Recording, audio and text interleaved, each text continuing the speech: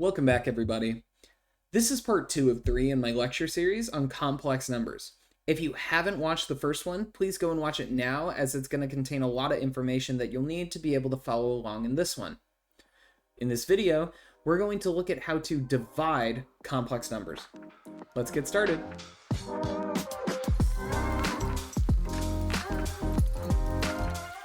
We need one little piece of vocab before we can get started. If a plus bi, or if I shorthand that and call it z, we usually use z as our variable for complex numbers, like we use x for real numbers. So if z is a complex number, its complex conjugate, we denote that as z with a bar over the top of it, is a minus bi.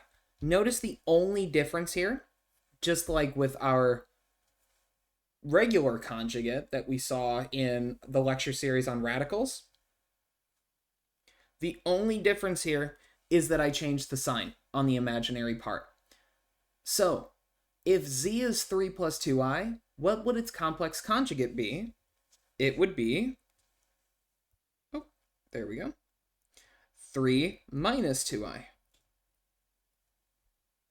Easy peasy. Just have to change the sign on the imaginary part. Go ahead and pause the video here to see if you can do the next part on your own. Did you get negative 5i? If so, great. Remember, I changed the sign on the imaginary part of the complex number. This complex number happens to only have an imaginary part, so I change its sign and get negative 5i. Why are we talking about the complex conjugate? Well, because we have a rule somewhat analogous to fractions. To divide by a complex number, instead we multiply top and bottom by the conjugate of the denominator. This is a little bit analogous to rationalizing the denominator. Once we have a real number in the denominator, we can divide normally. Let's take a look at this example. Compute 3 plus 2i divided by 4 minus 5i. The first step here is to multiply top and bottom by the complex conjugate of the denominator. The denominator is 4 minus 5i, so its conjugate would be 4 plus 5i.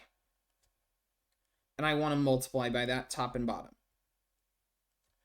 Go ahead and pause the video here. See if you can do that multiplication in the numerator and division separately. Don't worry about simplifying just yet. Then press play. This is the expression I got once I FOILed everything out.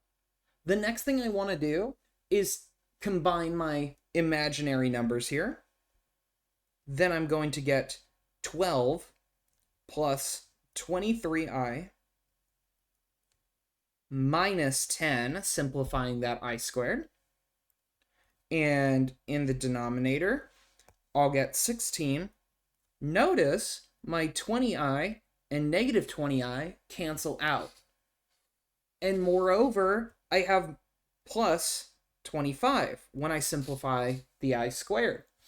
Just like when we rationalize denominators by multiplying by the conjugate, we canceled out all of the radicals in the denominator.